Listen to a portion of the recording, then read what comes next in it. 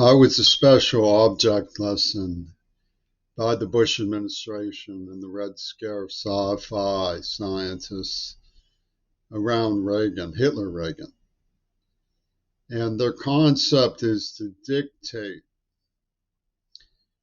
that there was the desired outcome of a control experiment, which they've tagged on me,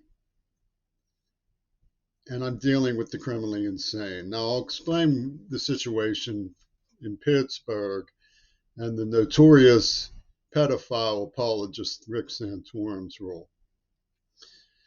In Pittsburgh, it's common enough for adolescent girls and juveniles to become too eager to get their boyfriend under the covers. And when I was growing up, most of the girls around me were that way. It was very difficult to avoid them. One of them chased me up a tree. She was a little older than me, but she was still well under 18.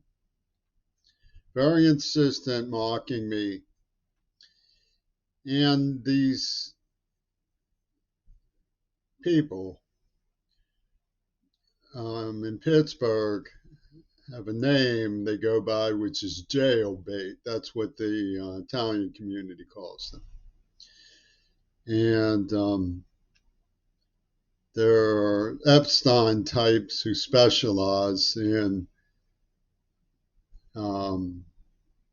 forming clubby relationships with them. I assume that Bill Clinton knew that Epstein Island had jailbait. And when I was at the Carnegie Library, Santorum's social network sent in a girl who couldn't have been 11, who was obsessed with pornography. And she sat down at the computer next to me and kept calling up pornography. And it was very difficult to figure out what to do to stop her. I alerted the librarians. I mean, we walked away from it. But his goal was to be as vicious as he possibly could towards the traumatized mind of a child who was taken hostage and horrifically trafficked. And it was a tin drum situation. It's like choking a chicken to make it forget. They welded it shut. And then they started claiming that they were attack prostitutioning on me for therapy. So they were arguing that the way to cure the neuroplasm that they had squashed and shut after brutally torturing me as a child was attack prostitution. Successive degradations of the X motive, and then subsuming it, meaning me, into a larger structure dominated by the adversary, which is evidently the FBI. Peter Gabriel is criminally insane. He's an absolute deviant and character assassination. Now, these murderers, they took out Seriously Kennedy and two other Kennedys. These murderers, these organized child molesting snuff film advocates, murderers in administration, doing this